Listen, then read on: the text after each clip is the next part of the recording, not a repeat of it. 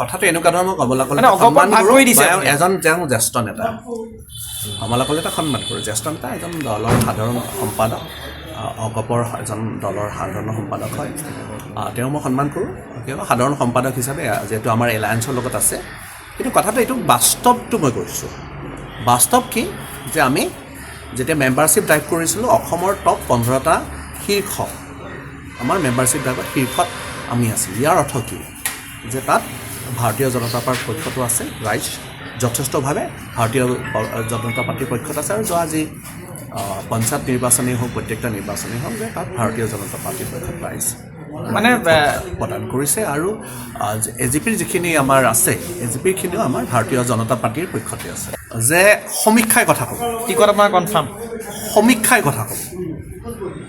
মই নিজে 43,000 ডিফাৰেঞ্চত জয়যুক্ত হৈছোঁ মই নিজে ন' ডাউট তাত দল হিচাপে জিকিছোঁ কিন্তু কথাটো হ'ল ব্যক্তিগতভাৱেও চাব লাগিব কিয়নো 43,000 ডিফাৰেঞ্চত 126টা সমষ্টিত বহুতে জিতি আহিব লাগিছিল ন মই সেইটোও চাব যে 43,000 মই নিজে ডিফাৰেঞ্চত জিকিছোঁ লোকসভাত আমি 45,000 ডিফাৰেঞ্চত লিড দিছোঁ আমি লোকসভাত 1,05,000 আমি আমাৰ পলাশবাৰী সমষ্টিত আমি দলীয় কাৰ্যকৰ্তা মিলি পেলাই 1,05,000 আমি ভোট দিছোঁ এই সমীক্ষাবিলাক নিশ্চয়কৈ আহিব কিয়নো যদি কোনোবা এটা দলত ৰিজাল্ট বেয়া হয় কোনোবা এটা সমষ্টিত ৰিজাল্ট বেয়া হ'ল তাৰ ৰিজাল্ট বেয়া হোৱাৰ কৃতিত্ব বিধায়কজনক যায় আৰু ৰিজাল্ট ভাল হোৱাৰ কৃতিত্ব কিন্তু বিধায়কজনক দলে দিয়ে সেইটো কাৰণে এটা কথাই ক'ব পাৰি যে ৰাইজে যিহেতু বিচাৰিছে আজি আমাৰ মাননীয় মুখ্যমন্ত্ৰী মহোদয়ৰ পৃষ্ঠপোষকতা পলাশবাৰী সমষ্টিত আমি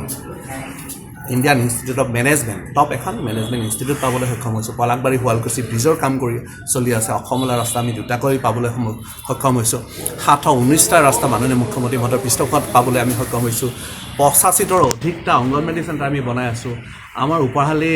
ওপৰহালিৰ যি হস্পিটেল আছে তাত ফ্ৰী ডায়েলাইচিছ চেণ্টাৰ খুলিছোঁ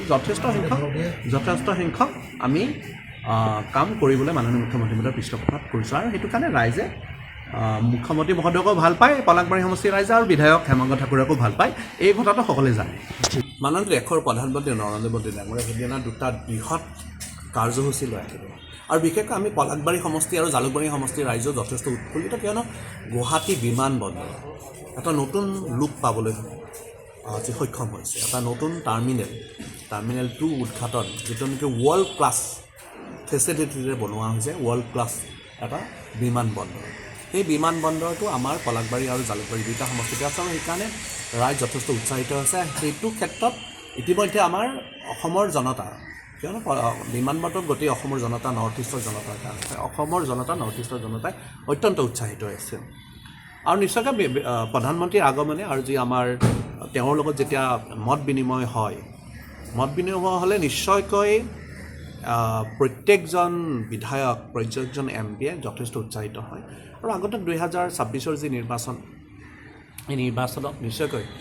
প্ৰধানমন্ত্ৰীৰ আগমনে নিশ্চয়কৈ প্ৰভাৱ পৰে আপুনি বিচৰা বাতৰি পাব কেৱল নিউজ 18 এপত নিউজ 18 এপ ডাউনলোড কৰিবলৈ স্কেন কৰক এই QR কোড গুগল প্লে ষ্টৰতো পাব এই নিউজ 18 এপ